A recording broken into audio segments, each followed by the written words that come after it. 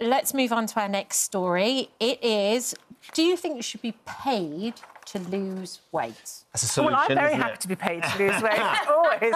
Well, interestingly, it's a study. It's a study involving 585 men. They went for, interesting, Sarah, not women. It's called Game of Stones. They were offered up to £400 across a year if they could get rid of and keep off 10% of their body weight. I think this is quite a good idea because men love games, don't they? Yes. I mean, it's absolutely a man thing, incentivised by definitely. challenges and games. I agree. I mean, all the men I know play computer games and they love a challenge. They get text messages as well. So every day, it's like training them, a bit like a puppy. Yes, they love it. So they love reward. I think it could work. I mean, I think. So this is the sort of message that we send to them. I actually find it incredibly patronising. Walk a different route home to avoid the kebab shop. Yes. But do you find it patronising actually because your mindset isn't like this? Because what I found fascinating was of this, they were offered £400 at the end of the year if they managed to keep 10% of their body weight.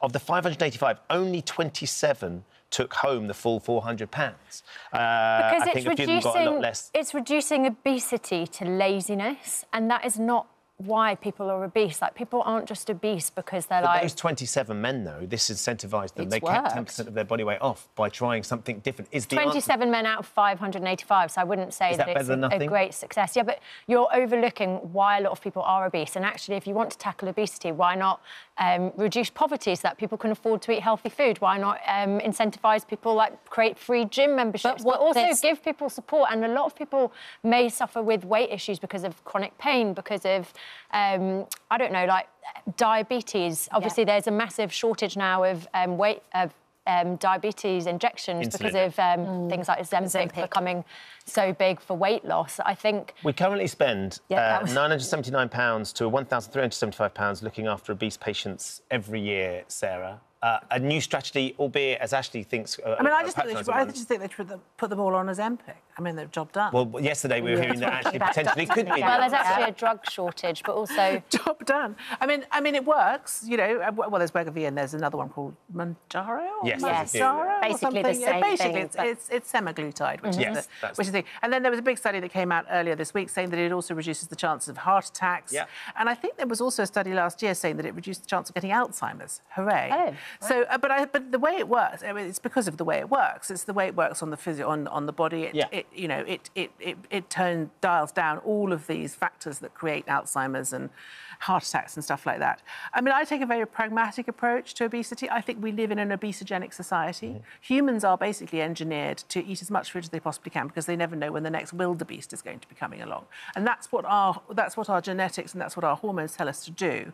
And then we live in a world where food is readily available all of the time. The next wildebeest is the next shop you walk past. Exactly. And also Deliveroo. I mean, let's not be... You don't even have to walk to the shop anymore. You could just sit on your sofa and do it on your telephone and it comes.